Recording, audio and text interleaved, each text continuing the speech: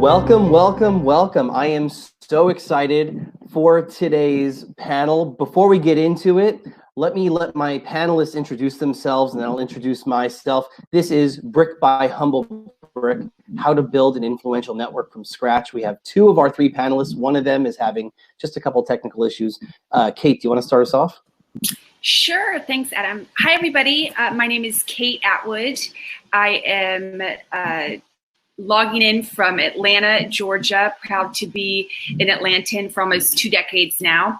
A lot of people, including myself, have a hard time describing who I am or what I do. So I will just, I'll just claim what I like to claim, and that is an entrepreneur and a community builder. Probably my biggest community that I am most proud of is Kate's Club, which is a nonprofit organization here in Atlanta for children and teens who are facing life after the loss of a loved one. But I've also held executive positions at Arby's, the Arby's Foundation, the Metro Atlanta Chamber, and now I am the co-founder and chief executive officer for Loco Plus. Very excited to be here today and very excited to talk about one of my favorite topics, which is networking and relationships. Fantastic. Corey just popped in here. We're so glad we got that issue figured out. Do you want to just tell everyone who you are and what you do, and then we'll hop over to Jake? Absolutely. Can you hear me? Yeah, sound great. Awesome. Hi, everybody. Corey Warfield, Chairman and Chief Visionary Officer at Shedwell Scheduling. President and founder at Corey Connects, and just having a lot of fun with Founder Institute, helping people launch companies.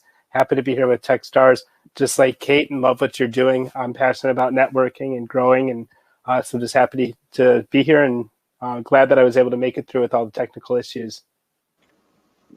Fantastic. Jake, you want to go? Yeah, thank you, Corey. Thank you, Kate. I'm Jake Title. I'm based here in Santa Cruz, California. I'm also a entrepreneur as well as SaaS founder. I have a couple different projects on my plate. I work with a startup in the cannabis space doing genetic marketing and research. And then also I work on a project in the YouTube advertising space for ad placements for YouTube called Venetics.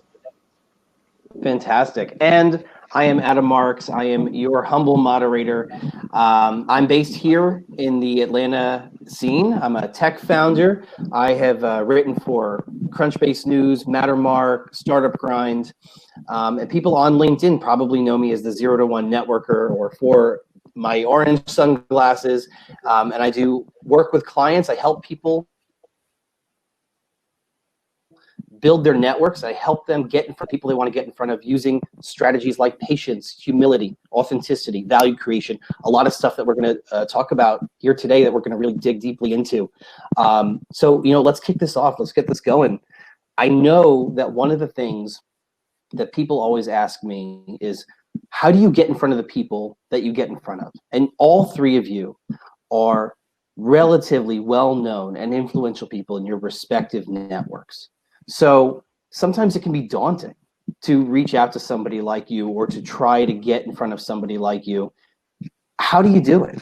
How does somebody reach out to you in a way that engenders a feeling and makes you want to feel, gee, I want to give this person 5 minutes of my day? Kate, you want to go first? Sure. So, I'll talk about it a little bit from my experience of being on the building side. I was a young entrepreneur, 23 years old in a new city, and I had no network, and I was launching a nonprofit organization. And I think I'll just go ahead and put it out there. I think I'm the senior to the junior on this panel. So I think I have a few years, but I only mention that because I really, was building a network network more in real life than I was on the digital and social platforms. In fact, I would say, when I was a young entrepreneur, social media and social platforms were seen more as like the brand building. So a lot of my profile, just even in the social space, was really wrapped and entwined into my brand as a founder of Kate's Club. And, in those early days, I think the three things that I really just really held close to and wanted to master and aimed to master was, I had to put myself out there. It does take an element of vulnerability to be the one that approaches, to be the one that is informed and knowledgeable, to meet the other person where they're at. And then as well as really, I think, offer value to them, right? So it's no longer this, I think, strategy of if you build it, they will come. And, I learned that lesson by striking out sometimes. I learned that lesson by thinking that I could put on an event and have people show up and, nobody would show up. So it does, I think it takes effort. And it takes, intentionality. And then the third thing is it really does take emotion. I think people want to know that you're authentic. They want to know that you're real. And I do understand, and I think we all understand that's harder to do on social platforms, right? Too often you can hide behind a profile. But I think when it comes to networking, you have to bring that element of human communication as much as you can across a screen or across a handle, much like you would in real life. So I think those were kind of my three building blocks that then, it's like everything. It just takes time and consistency to get to the people that you want to get to and to build the network that you can really leverage. Great. I mean, Corey, Jake, do you all want to jump in on that point?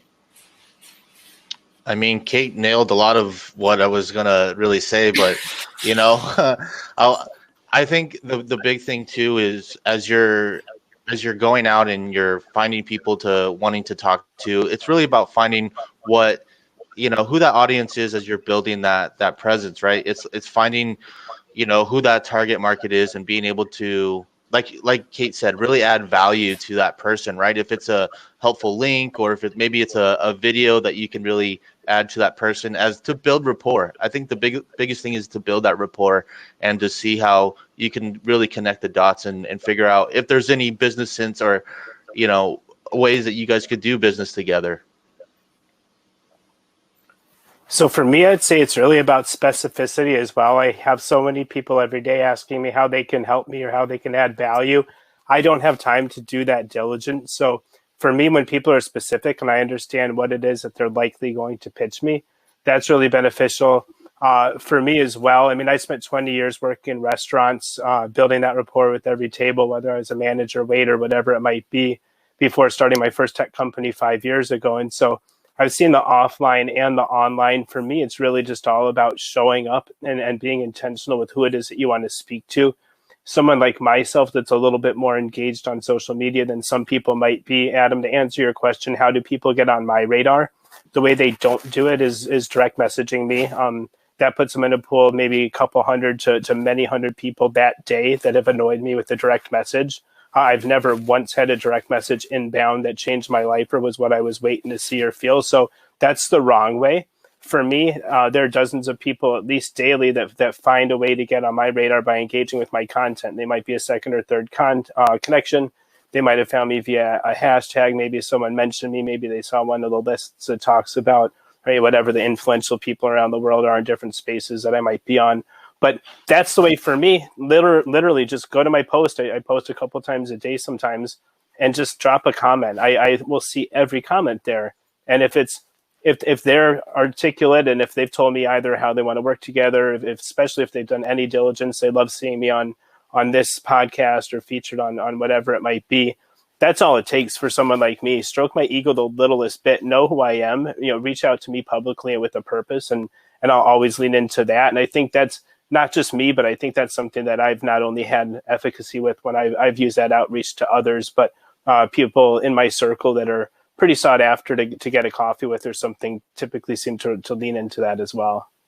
I mean, that's a really, really great point. I think that in my experience, a lot of it comes from, like what Kate said, it's a lot of patience. It's a lot of show up and be there. And to Corey, what you and Jake said, I think it's a lot of specificity in figuring out how you can create mutual value for each other. And sometimes the specificity may not be like, I know exactly what I'm going to do. But to your point about showing up in your comments, in your content, that specificity can be, I'm going to try to create value for this person by promoting their content, or going back to their post and saying, you put up a list of these 10 marketing tips, and tips 2, 5, and 7 were really effective for me, and I'd love to hear more about that. As content producers, that tells me that somebody's engaging with my content, that they've taken time out of tips, and that they're taking time to give me some feedback that I can actually work from and do another post on.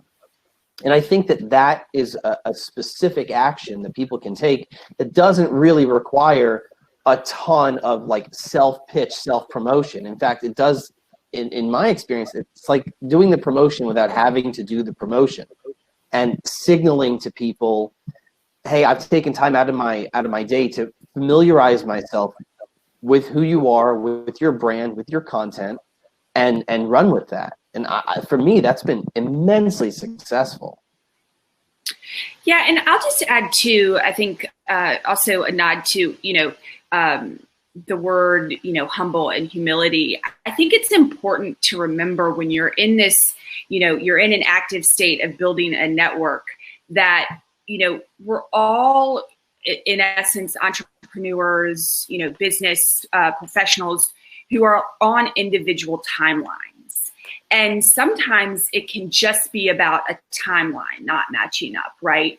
And I say that because one thing that I was really sure to never do was, dismiss an effort or a response that may not have been favorable at a moment in time.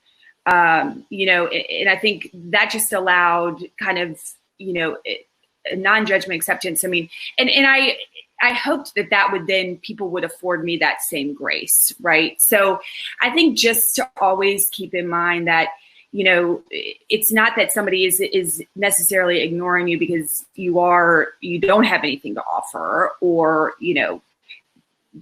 some of the, sometimes it just comes down to timeline. I think that's just an important, again, like a baseline kind of thing to remember as you're building your network, and circle back around, keep that, that person on the radar as you continue to kind of move forward.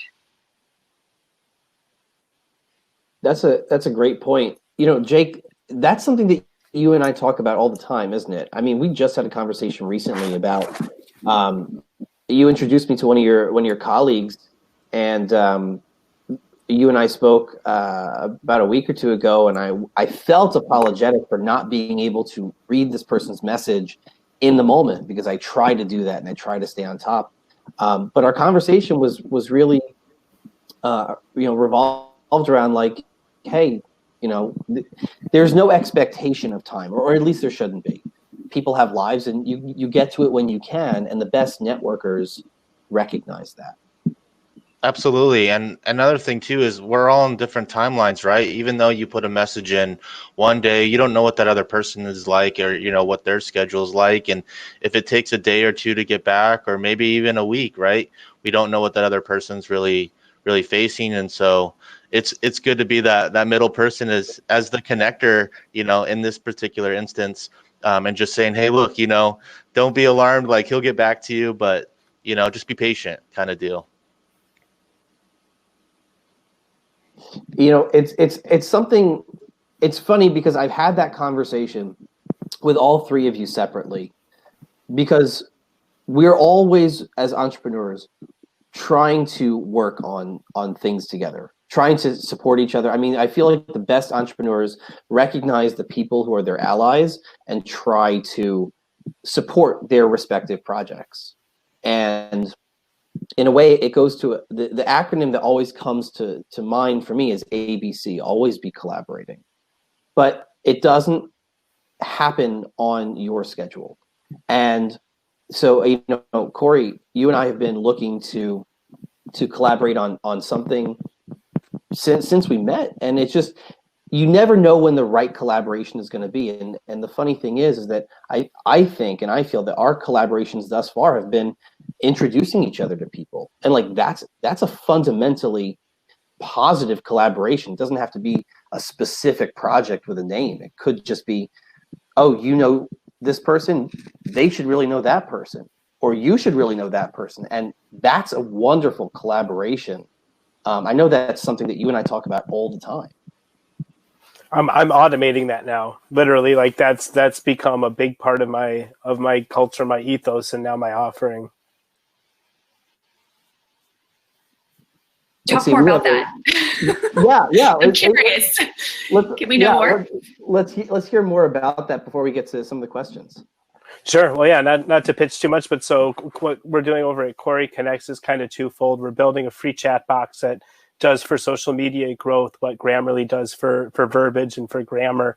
And so in real time, using different platforms, it'll tell you who you should be looping in, who you should be engaging with, who you should be tagging, what hashtags you should use. But more so than that, it'll tell you if you're going to post something that post might do better in 2 hours, or if someone, potentially if you're a job seeker and someone in HR is looking to fill that role, to tag them in that post. So we're really trying to connect dots between people. And then what we're building in the background, that technology is about live. We've got several hundred data points. We want to populate it with about 10,000. So we're still a ways from opening it to the public, but it's just a fun kind of give back to help people. They say that they're kind of trying to automate what I do on LinkedIn in real life with that product. And then we're making a video game that's effectively LinkedIn meets Pokemon Go, connecting job seekers, recruiters, and social media, aspiring influencers, real time, kind of using avatars and bots. And you never know who's a real person, but it's a lot of fun. And so that project I've raised some money for. I put together a team, and we're in growth of the tech mode right now and having a lot of fun. We're not in any rush with that. We're just a bunch of entrepreneurs and students that think we've got our hands on a pretty cool product. So before we move on, Shanna Karp sent a question. She wants to know how you use Corey's solution to automate connections. And I kind of want to dig deeper on that just for a minute. Is there a potential pitfall that there might be a little bit of the personal quality lost on automation? Or is that maybe that's something that you all are thinking very carefully about as you build it out? So there's no automation from what we're doing. And I know there are a number of people trying to solve similar problems in various ways. What we're doing is we're connecting people to other people, pointing them in that direction, and from there, it's entirely up to them. We're not sending messages on their behalf. We're not commenting with a couple of words. We're letting people know whom they should know and why, and then potentially making some suggestions on how they can best get on their radar. But it's really all about that human touch. We always recommend everyone be putting out video footage of themselves, whether it's little videos or footage of themselves speaking on a TED stage or something, so that people can hear their voice, look in their eyes, and get to know them through the social as well. So we're not automating any of the actual conversations. I hope that answered her question. Yeah, and there's another question from Janet, and Jake, maybe you want to take this one. If you're doing reminders, for a connection that you've reached out to, but you haven't maybe heard anything back, what is the correct balance between nudging somebody and becoming too pushy? Where is that line? And this is something I think that everyone's going to have an opinion about. But Jake, why don't you kick us off?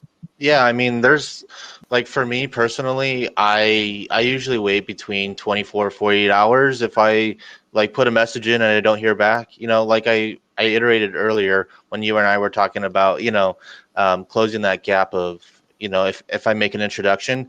I always like to give a little bit of leeway because I don't know what that other person's doing or what they're going through, right? So I usually try 24 48 hours, and I usually do it in a nice way. Like for me, I use a lot of LinkedIn, so I usually do voice notes to people as a reminder, like, hey, I know I left you this message. I never heard anything back. Would love to hear, if this is still something interesting to you, or if it's not, let me know. Either way, that's usually what I do. I love doing voice notes. Adds a little more personality to the whole experience, especially as a new relationship, as you're forming that new relationship. So that's me personally. Kate, how about you? What's your balance for how you kind of nudge a little bit, but not too much? Yeah, I mean, I don't stick too much to formulas or regulations. To me, I'm such a person of intuition. So I think so much of this, even on digital and social platforms, is really about tone and, conveying of emotion and, kindness and being respectful, that I'm not sure, timelines are necessarily the way that I measure how often I respond or how often I'm, pinging somebody. But I think, keeping up with that intuition. And then I, for one, as a recipient of a lot of people that are trying to connect to me, like Jake mentioned, prefer to have a smaller window to respond. But Adam, as you know, when meeting me, sometimes you have to ping. And I, for one, am never bothered by somebody who pings to the top of my inbox, who pings me again. That's just a personal character trait that, in how I try to live my life. But I think some of these, questions and answers are so individual. And I think it's so good to have some kind of guardrails and, and guidelines.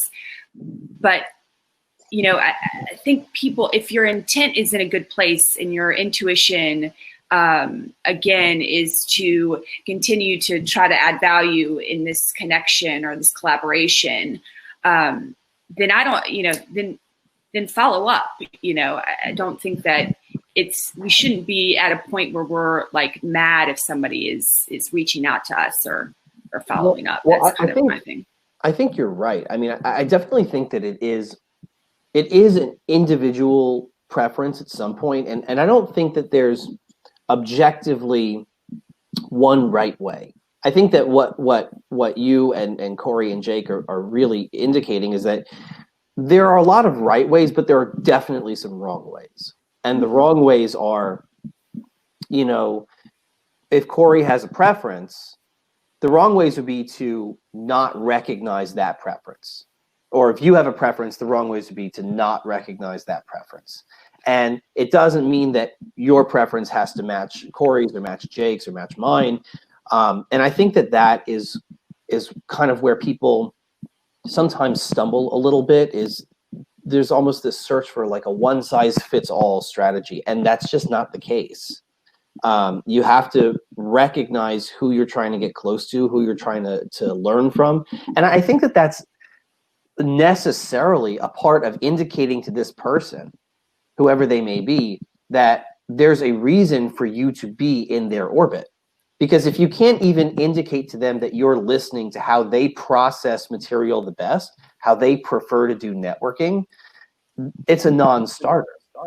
And so when I have a first phone call or first Zoom chat with somebody, I always try to figure out at the very end and ask very, very clearly, what's your preference? Would you prefer email? Email's fine. Do you prefer text or LinkedIn or Twitter? Like, what's your preference? I'm fairly flexible. I'm happy to go where you feel most comfortable.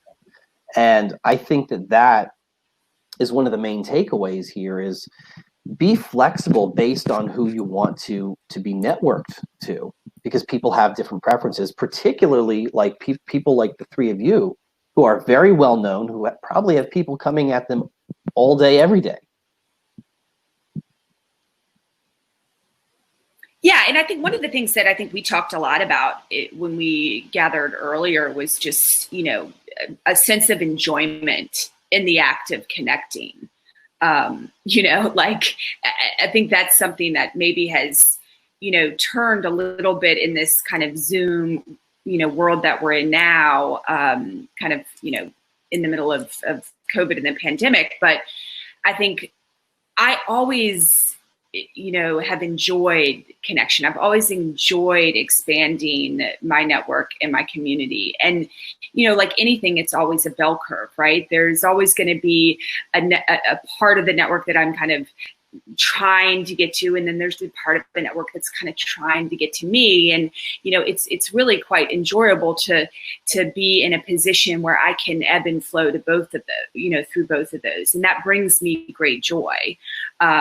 So I understand and want to respect that there are probably people out there that have a hard time with that or don't enjoy it. But if are slow ways that you can start to look at it, not as necessarily, and not, something that you have to do, but how do I make this something that I really enjoy doing? You'll be way more successful at it.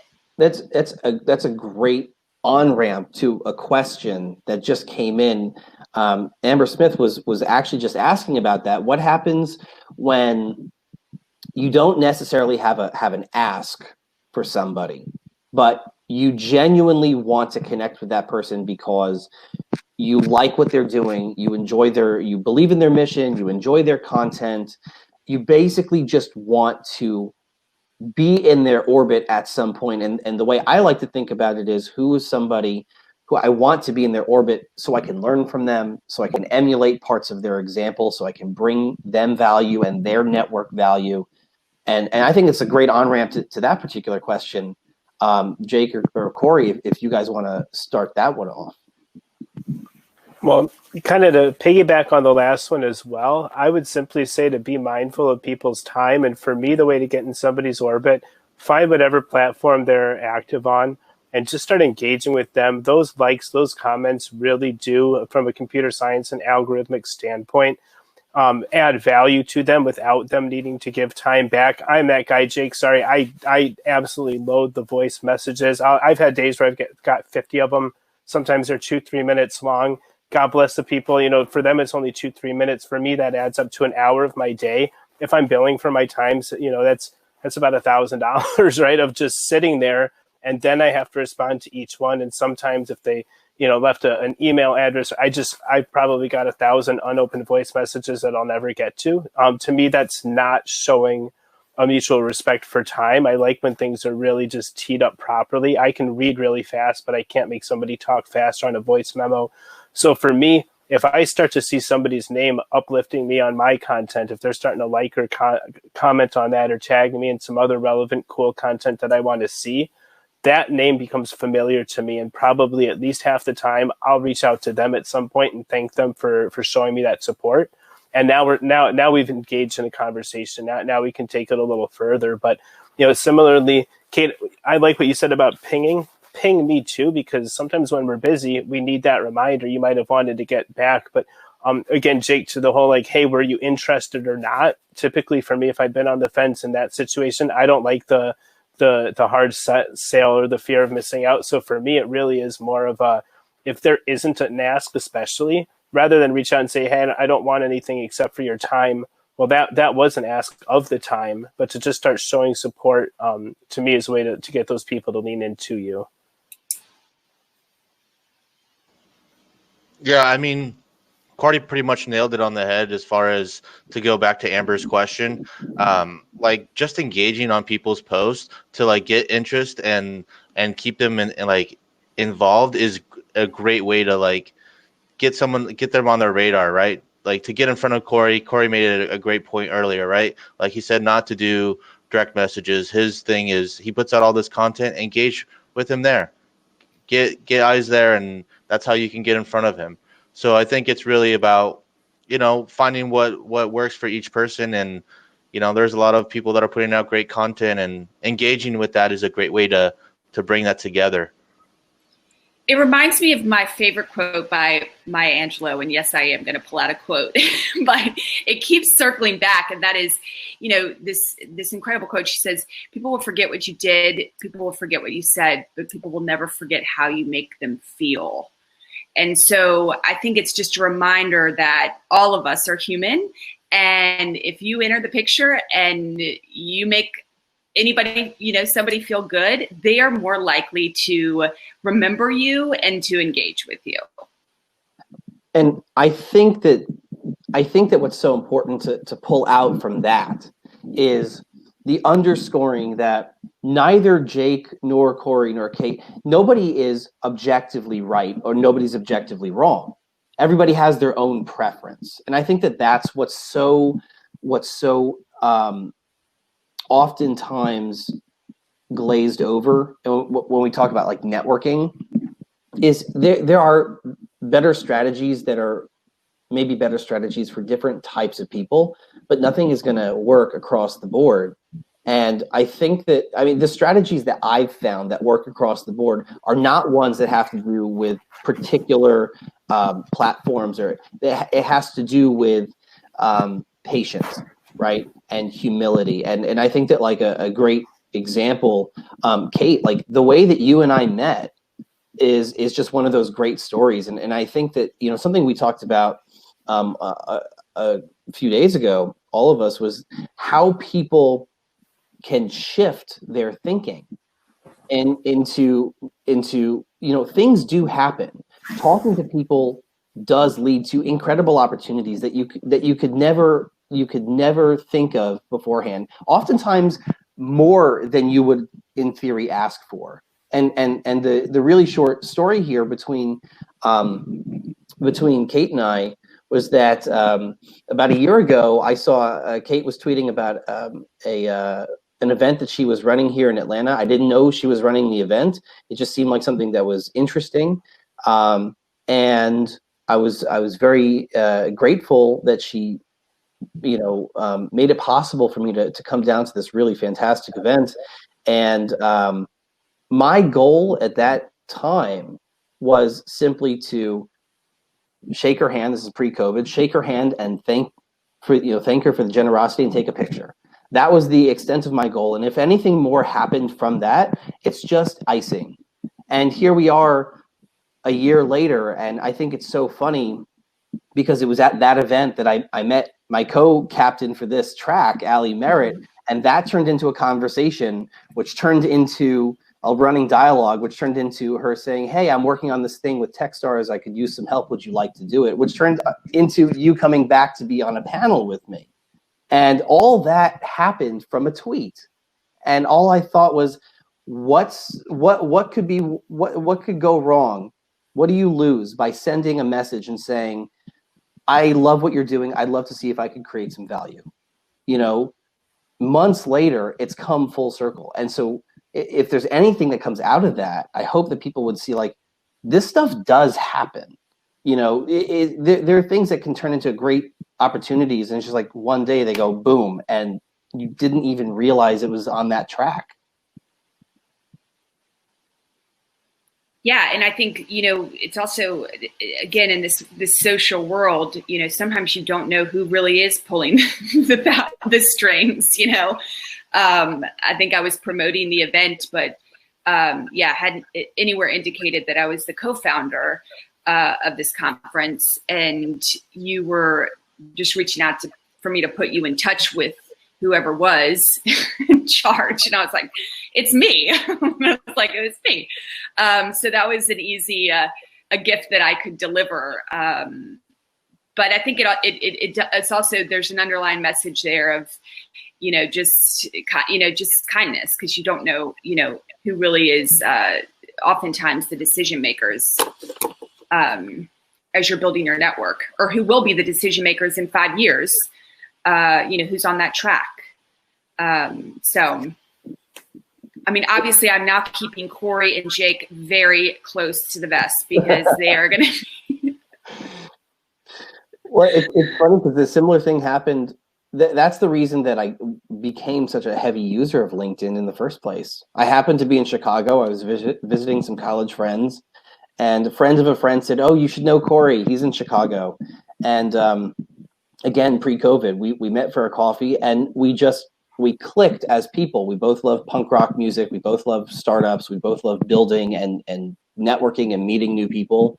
And I had no idea that he was producing content at the level that he was at that point, and would continue to do so. Sometimes it's just, you just find people and you're like, I like this person. I'd like to learn from them. I'd like to create value for them. And things grow that way. I actually have a question for Corey, because I am fascinated by LinkedIn, and I think a journey that it's had as a social, platform. I think you keyed into its value a lot earlier than, I think young people did. Correct me if I'm wrong, but, I think early in the days, it was kind of, okay, I'll, have to have a profile on LinkedIn. It was really for like biz dev, definitely kind of more corporate driven. And now I feel like it's doing a little bit more to an individual content creator, to a true kind of community of sharing knowledge and information with like a bit more of a sharpened value proposition, if you will. You've seemed to key into that early on and build on that. Can you, from your perspective, like how has LinkedIn changed? And what was it early on that made you really want to lean into that platform? Yeah, so for me, it's simply Microsoft's professional social media platform. And I realized that there weren't anyone that were visible that were really in the restaurant tech space that I was looking to penetrate 3 years ago. And I was just really understanding that the people that were putting content there regularly were getting in front of a lot of the right people. And I picked up kind of from the algorithm standpoint that as they were starting to trickle and start to let people post actual content on LinkedIn about 5 years ago, 4 years ago is when they started trying to get it to the right people's news feeds. So the more that you were being deliberate about who you wanted to reach and what message and what position you were taking there, you could get in front of the right people's news feeds simply by using the algorithm and the platform itself to your advantage. Once they started letting people use video about 3 years ago is when I started to get active. My entire thought at the time was that if people could look in my eyes, hear my voice, and kind of, to your earlier point, pick up on the energy, why I care so much about shift workers being staffed properly, knowing when you work, things that have now become written into legislation around the country. I thought that could help position me as a thought leader, and it's been effective. I've raised a couple $1 million now in investment capital and closed and filled our pipeline with millions of dollars in revenue from what I've done on LinkedIn. And I've got a couple different types of posts that I use to reach different people, and those will have differing reaches, right? I'll have my posts that get 500,000 views, and I'll have my posts that literally get 300 views. The ones that get 300 views typically make me more money, whether I'm trying to get a client, whether I'm looking to raise capital. And then it is those really viral posts that, position me as that thought leader and let me cast a wider net. So I think once I realized that they were aggressively promoting content and content creators there, and once I picked up on the fact that was Microsoft's professional social media play, that's when I took it really seriously. And for a while, I spent a lot of time, and I was posting every day there. These days, I don't spend nearly as much time. It's a little bit more, I pop in and out to test the algorithm and just to say hi to my network as it continues to grow. But it's still been really powerful for me. And Jake, you're a big LinkedIn person too, aren't you? I love, like, for me, I'm more into engaging people's posts than actually putting out my own content. I love that strategy of kind of what we spoke about earlier and what Corey mentioned about being that dot connector. And I just love adding value of, I'm always reading different tech articles and pieces. And, I love, because of the current situation, I have some good friends that are really good into, really have a really big network into HR. And I love trying to connect those dots and making sure I can find, people with the right homes if I can, tag people in the right posts and, hey, I'm looking for a job. And I tag such and such person because I know they got a vast network and they're trying to fulfill a position. So that's how I primarily use LinkedIn, and it's allowed me to build the network that I have today. So I think that's one of the things that we all talked about beforehand as well is Corey brought up a great comment about You don't need to be on every social platform. Sometimes you just need to decide which social platform is the best for you to be on, given, I guess, whatever content you're putting out or who you want to target or what kind of industry you're in. You don't have to be I'm not really heavily on Instagram. I mean, sometimes I post like family pictures, but it's just not where I hang out. You know, people want to get to me, LinkedIn or Twitter for sure. And you know, there are also things that you learn to do on one that you unlearn to do on the other. And it's like this theme again and again. One size fits all is not going to be realistic, particularly as you try to network with people who have big footprints and different ways of doing things. And, you know, there's, like we said, there's just no one right way. And I think that that's frustrating sometimes. Yeah, I'm here to reclaim the contrast movement back to local. That there's going to be a swing in really valuing proximity when it comes to building your network. It's not to say that there won't always be global connectivity and accessibility, and there won't always be value around that. But that I think that there is going to be customization and organization of content and social media that allows people to have a bit of a smaller churn, and so therefore start, you know, this longing for belonging will start to course correct itself, and that's what I'm really excited to be focused on. Which, again, that's always kind of been my bread and butter. I've respected reach and quantity, but for me, what's always felt the best and worked the best for my own quality of life and for my, you know, just my purpose, I think in the world, is just having people really understand, you know, how much, you know, wealth there is in connections, you know, right around you, and how that foundation of belonging is actually what gives you confidence and intuition to then, you know, expand back out. I think it can be paralyzing at times to know which platform, how do I engage, what do I do, especially if you're just starting out.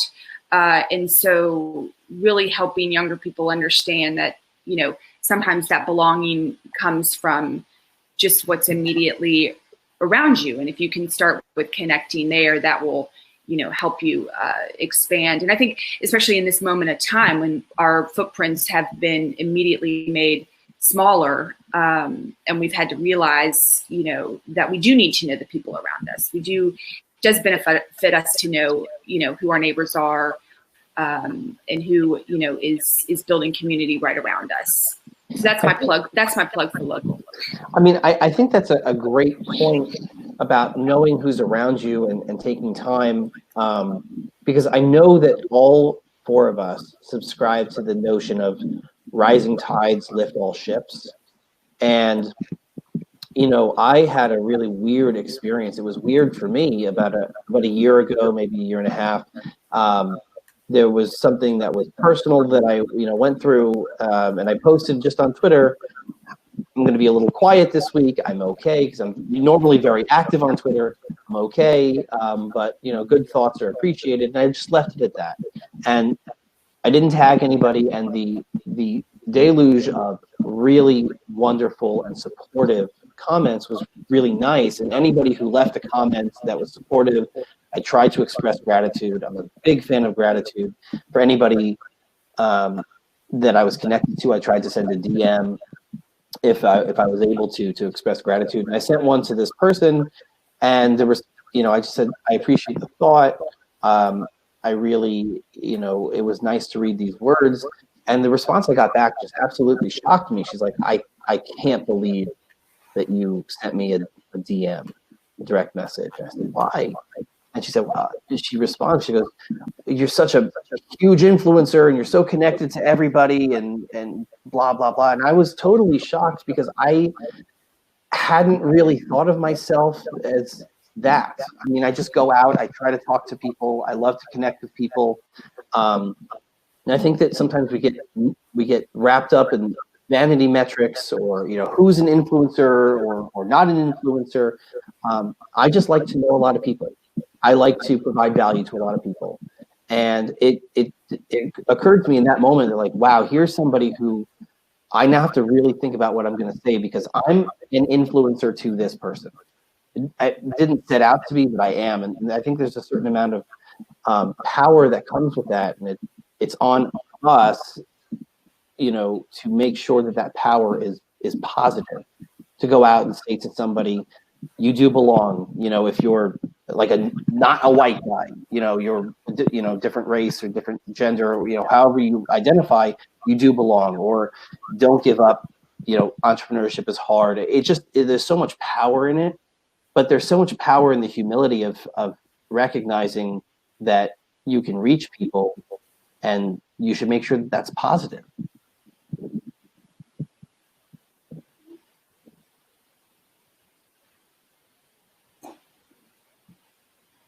I think we lost.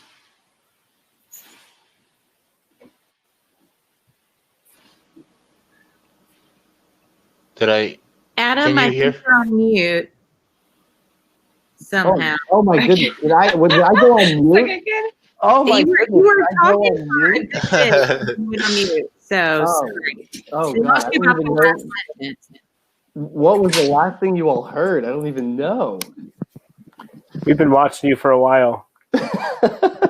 No, that's not true. Oh, just messing with me. No worries. Well, I'll tell you what. There's a question about TikTok. Because I'm not on TikTok, but I know Corey had some thoughts about TikTok last time we spoke. I like TikTok. I've made some TikToks. I enjoy TikTok. I understand that it's somewhat controversial, geographically, and that there's some questions about their data plays and what they're collecting data for. But what I found, one of the guys that I've been working with to help grow on LinkedIn, and he's grown on LinkedIn, he's great. But he's a former NFL player. He spent over a decade playing professional football. He's got a new financial literacy course he's doing for kids, and he's up to some really cool stuff. He's a friend of mine, and I've helped him get some growth on LinkedIn, many extra thousands of followers, posts that go many viral. But he was really having a hard time finding his stride and really positioning himself from a branding perspective on LinkedIn. Within just, I think it's been only 2 months on TikTok. I think he's got a couple 100,000 followers there. He has posts getting 500,000 views. He's got national accounts. He's done several $100,000 in revenue in the last 2 months just from TikTok. So it turns out people on LinkedIn don't care that you're a former NFL guy talking about how to grow your money on TikTok. Everyone cares if you're a former NFL, evidently. So, we've talked about this before, Adam, but it really is finding where people are going to resonate with your message. Don't change your message. Don't change your branding. Stay on brand, stay authentic, but find where that resonates with people. And so with Jed, TikTok has been really responsive for him. Me, I think I'm the funniest person in the world, and so I was making TikToks that crack me up. I don't know if the rest of the world found them as funny as I did. I still go back and watch them, but only because I study computer science and algorithms and growth on social. I was able to get some of the posts on there getting, many tens of thousands of views and hundreds of likes and stuff like that. I took that as a challenge, but I didn't get a single potential investor, client, or new hire or anything from there at all. Hopefully I got a couple of good belly laughs around the world. But so for me, that's not my traction channel. And for anybody watching, I recommend a book by a man named Gabriel Weinberg called Traction. A really great book for any early stage entrepreneur, but he talks about basically testing every channel, but then really paying attention to what seems to be working and doubling down on that. And a phrase I love to say is that success leaves clues. For Jedediah, the moment he was on TikTok, it was obvious that he was on to something. For me, I feel like that was LinkedIn. The first time I posted on LinkedIn, even though it got no views, no likes, and nobody knew who I was, it just felt right. And now, tens of millions of views later, it's been awesome for me. So I think TikTok is really powerful for the right people. I encourage anybody to try it, but at a certain point, all we have is so many minutes and seconds in the day. If it's not going to, be positive as far as filling a pipeline, bringing dollars in the door, anything like that, then if it doesn't make dollars, it doesn't make sense. There's an interesting. Yeah, Corey, can you repeat the name of the author in the book? Gabriel Weinberg, Traction. Fantastic. And for anyone who's listening, like we'll have that. That'll be in the recording. But it's interesting because I see in the chat, Amber Smith brought up another interesting thing that I think about all the time. And the question, which I'm going to combine, there's two questions that are really interesting. The first is, how do you weigh the importance of like a particular Twitter or Instagram handle? And how does that work against maybe not being sure what your brand is yet? And I think that's such a great question. For me, I didn't know my brand was orange sunglasses. It just was something that happened by accident. And Corey, you know the story. Jake knows the story. Like, people on LinkedIn were just identifying me with the orange sunglasses. And it was like, oh yeah, the orange sunglasses. And I had people say, oh, your branding is great. It's on point. And my reaction is, yes, this was totally planned. Sometimes you just stumble into something that works. How do you all think about brands and branding yourself when you're not sure what the brand is yet?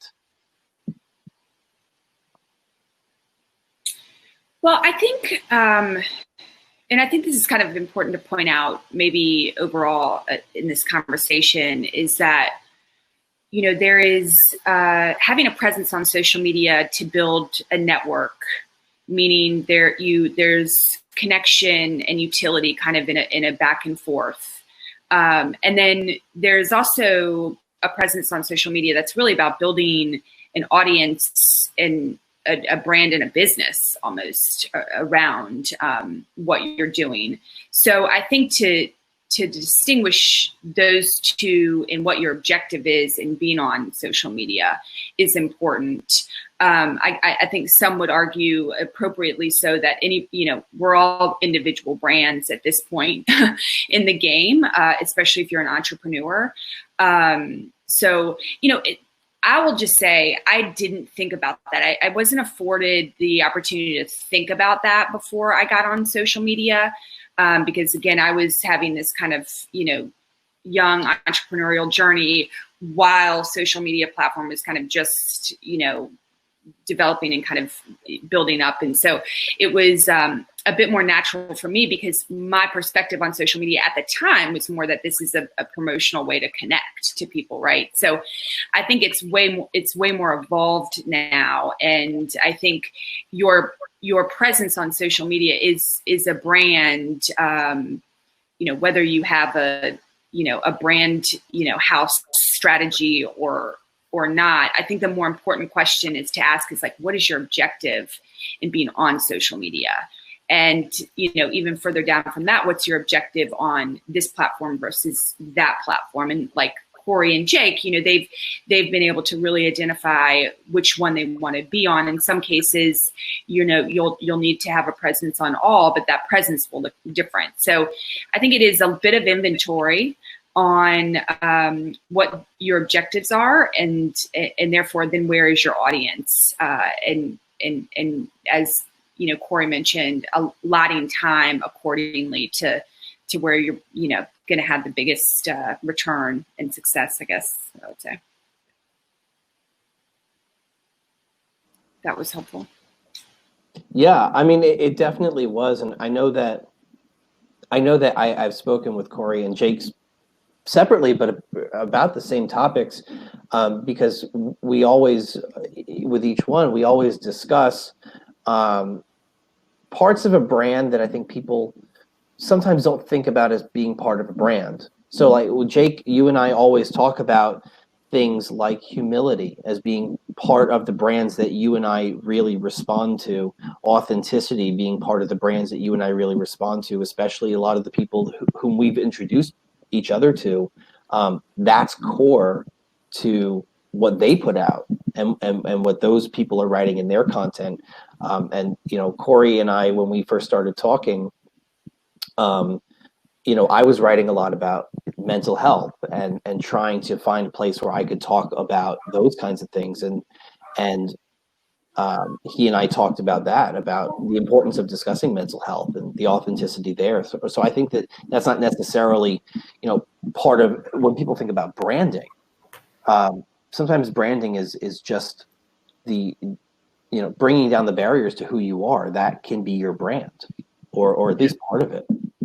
Yeah, and I mean, to add to that, Adam, I really, like, for me personally, I started off with me. Like, I grabbed all my handles, right, at Jake Title, all that, and I started off with just, you know, trying to figure out my voice and really build myself before I really actually had my own brand per se. So I think it really comes down to, you know, being authentic and just really adding as much value as you can and just really connecting with people. And that's the way I found a lot of, you know, the way I've found success is just connecting with people one at a time and building that as I figured out how to build or what that brand is that I wanted it to be and what it looked like.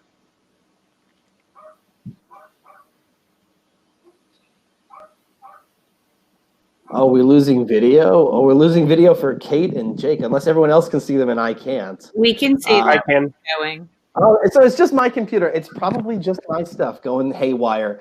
But, you know, Corey, why don't you talk about, because you do write so much about content and branding, and just about, I think, finding oneself, which I think is one of the core messages for your Corey Connects ultimately is finding the right people for your network. So how do you think about that when you're putting out content or looking for new people to connect with?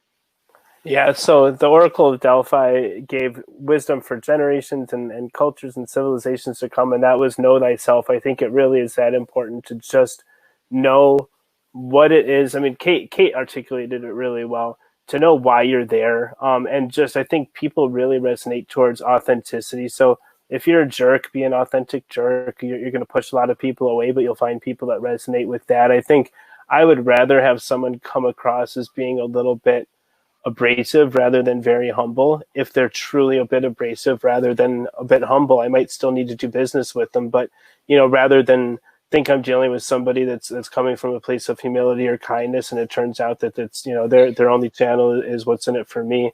So I really just think being authentic, I don't think there's anything wrong with, just like a startup, sometimes we pivot, right? I think there's nothing wrong with pivoting a personal brand. So you can own something. You can be the guy that wears orange sunglasses for 2 years and then show up and be the guy wearing a bow tie for another 3. I don't think that you need to necessarily commit to all aspects of your personal brand as being lifelong endeavors. But I do think having confidence and knowing kind of who you are and why you're there, I think that ties into my first point about people asking how they can be helpful. To me is a waste of everyone's time. Being specific is a lot more mutually respectful and can really help get the ball rolling in a direction if there's a direction for it to be rolling. I think the personal brand should be the same way. That personal brand should make it so that if you ask someone how you can be helpful, if they go to your profile and take that time, now they know, right? So I think just getting ahead of that curve, being authentic, being specific, and, you know, if you don't have a personal brand or if you don't have an agenda, have that be your personal brand for the moment. There are people that are rocking that I don't have a personal brand, help me, I'm a in distress type person. That's fine. There are people whose content is all around, I don't know how to make content. There are other people that don't know how to make content that resonates with. So I think, you know, it's not the whole fake it till you make it. It's not the whole I'm going to eat 6 terrible meals a day, but put the one, or a week, and put the one healthy one on Friday so everyone thinks I'm a vegan. It's, you know, be authentic and find who that resonates with. And I think don't overthink the brand, because it can always be adapted. It can always be adopted. It can always iterate. That's a great point. And I think that it's a perfect on-ramp to something that we all talked about beforehand, which is it circles back actually to earlier in the conversation when somebody says, well, what can I do? And your reaction is, you don't have the amount of time in the day, figure out what you can do to bring somebody value in what they're doing.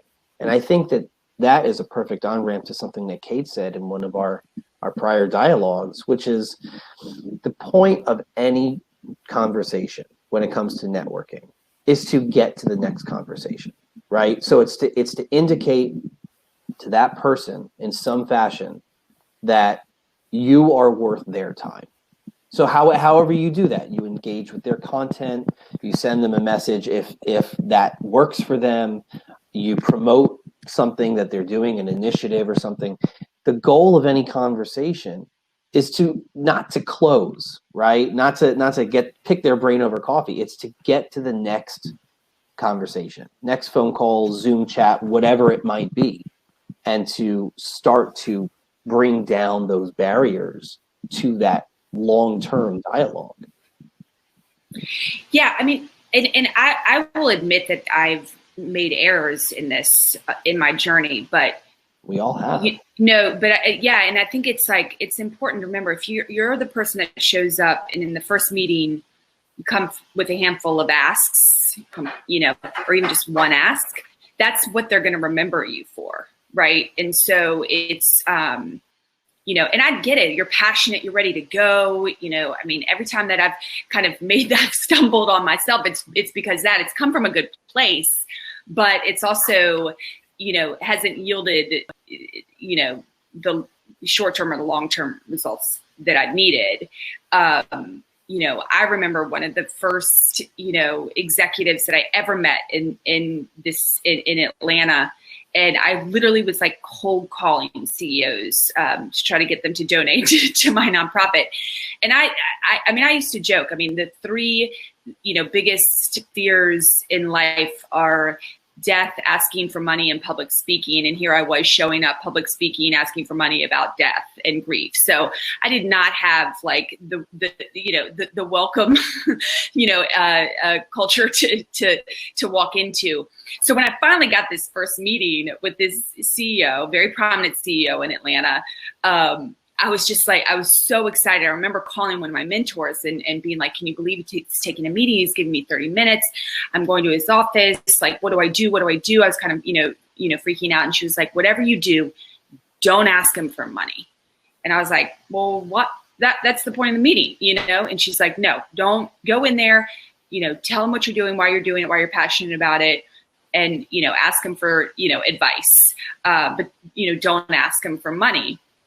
And it sounds simple and elementary, but, I was, just starting out, and son of a gun, if he didn't sit there, listen to me, and then pull out his checkbook and write a check without me even asking for money. And that was like, my first kind of big, check. So that moment just always has resonated with me because, again, as passionate, as hungry as you are to connect with somebody or to fundraise or to have that, partnership, just remember in that moment, like they're going to remember you for that first moment. And so if you make them comfortable, if you, make them feel good about themselves, like we've talked about, whether that's in person or, through social, I really firmly believe that gets you a lot further to the ultimate, objective and goal than coming right out of the gates and kind of asking for things. That's a great point. I mean, we're getting to about the last 15 minutes or so, which kills me because I could have this conversation until the sun goes out. I think stories are very compelling. And so I shared, Kate, the one with one of us, and actually the one with Corey and myself. Do you all have particular stories? So you just shared this. That was a fantastic story about the first big check that you got. Corey, Jake, do you all have particular stories that stick in your mind that really you feel shape how you run your businesses now or how you're going to run them in the future?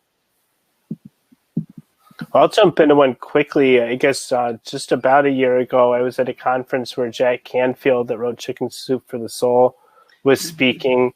And it was an amazing workshop. And the second part of the day was really the more impactful from what he was teaching us. But it was in the middle of the workshop, and we all took a big break for lunch. And it was announced that if you wanted to talk to Jack Canfield, you talked to his person over here, and immediately this big line formed to talk to Jack Canfield.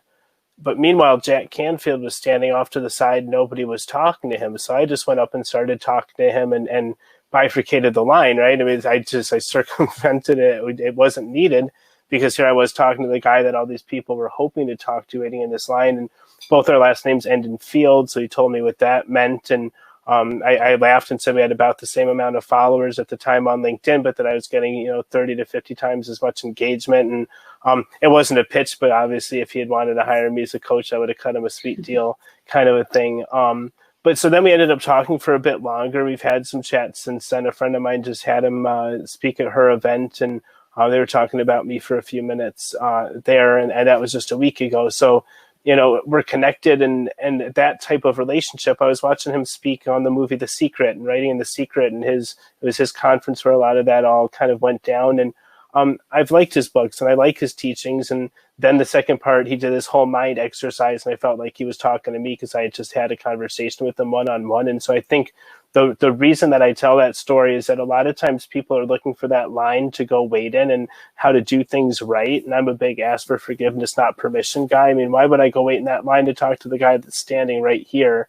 And we ended up, I don't think nearly everyone in the line probably got a chance to speak with him. Meanwhile, I probably had a little more time than most people. And it turns out that line was actually a sales cycle, right? You're talking to this person who's trying to put you in a funnel and get your email, and then you could talk as kind of like a Santa Claus at the mall thing.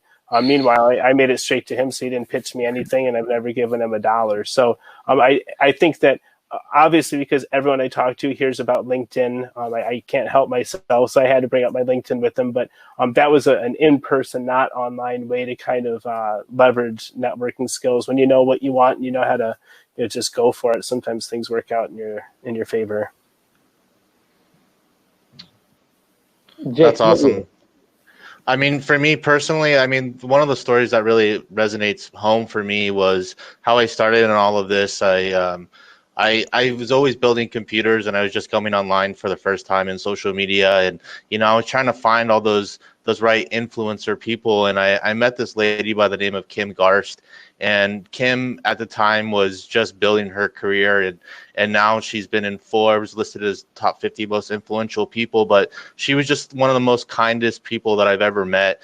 And I just saw her just really started to build her social media presence. And it was funny because I was part of this group that was all these women and like me and one other guy as she was building this thing. But it was just it just really showed me that you can really build an online presence, and there was people out there that really cared and wanted to see you succeed. And just it was just so cool to see that the social media world, even though it's really big and there's all these different followers, there's actually amazing people on the back end side of that actually care and want to see you succeed. And it was just I think for meeting her, just kind of propelled that mindset in me. Is just I don't know what the conversations are going to be each and every day, but having conversations like that opened up other doors is just it's what really makes me who I am and why I love to network, because I really seek to find more conversations like that, because it's a game changer.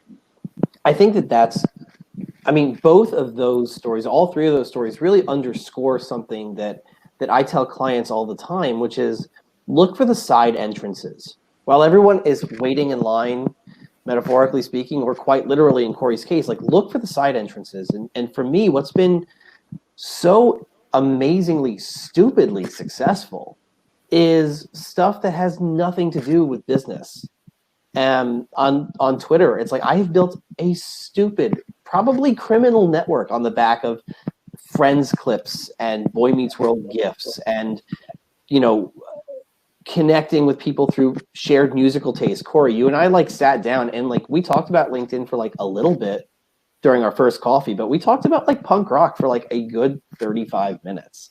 And we weren't trying to sell each other on anything. We were just sitting there and found a shared passion and found a shared perspective of the world. And I think that oftentimes that is the indicator that this person could be worth somebody trying to connect with. Sometimes you're going to find people and you just don't click, and that's okay. But just because somebody happens to be quote quote an influencer doesn't necessarily mean that you will be able to create mutual value for each other. And I think, Jake, to your story, it's just about going out and testing the waters and seeing what kinds of conversations come back. And if it's I for me always know, okay, within the first 5 minutes, this feels good, this conversation. I mean, I equate it to like going on a date.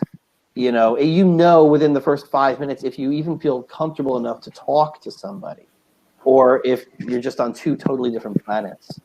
It's like a spark, right? Like exactly. It's like something happens when you start the conversation with someone, no matter what that platform is, there's a certain spark that happens. And as you go deeper and deeper, I noticed that with one of my current partners in one of my businesses. Like, we connected on a networking app, and we had that first conversation, and it was meaningful enough for us to get to have a coffee. And so when we had that coffee, it wasn't like we were pitching each other. It was just that he was in one place and I was in the same kind of place, and we just had a great dialogue. And now we're really good friends. We always, obviously we're doing business together, but we really respect each one, our personal goals and what we want to achieve in life.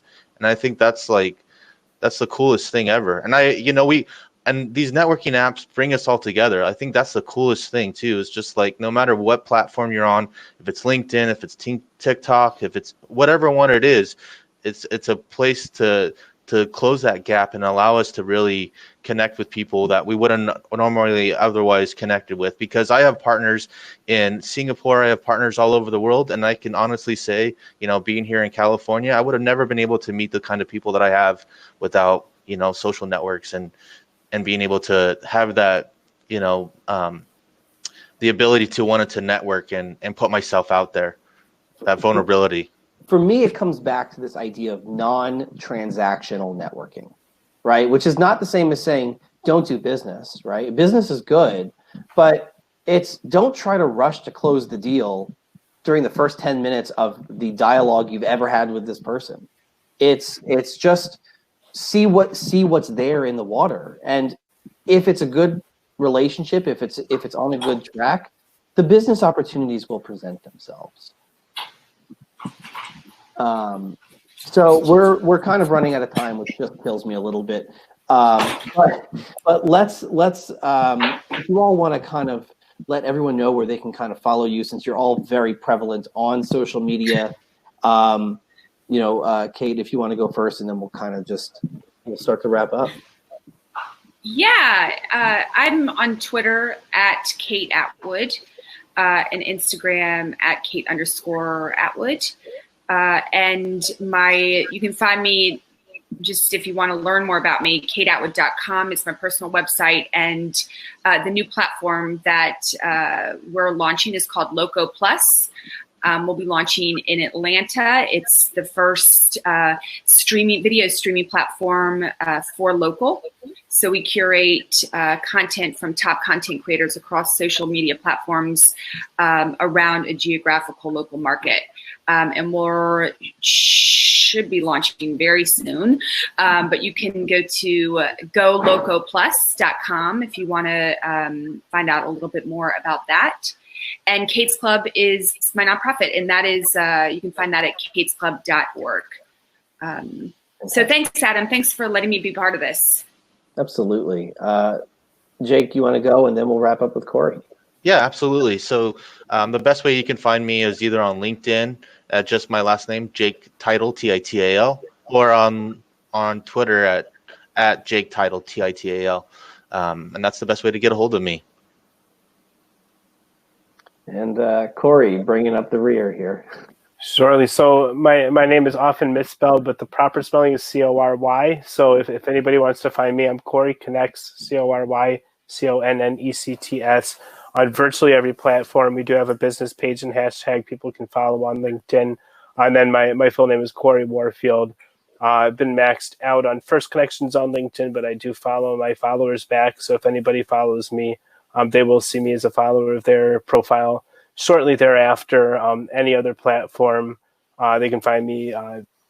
Corey Connects is the easiest way, I would imagine, but my full name as well. I'm on Twitter, Instagram, TikTok, Facebook, probably Pinterest, Mineable, F6S, right? We can keep going and going. MySpace.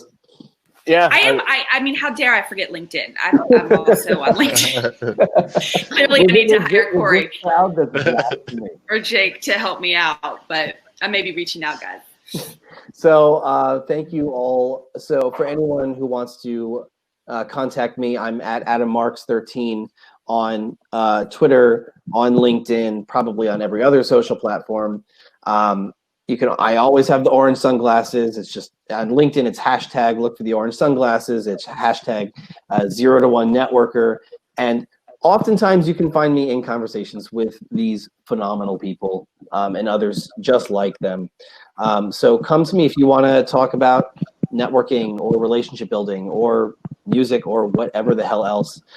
Thank you all so much for being here and devoting your time today, because I think that we talked about how critical it is to express gratitude for somebody's time.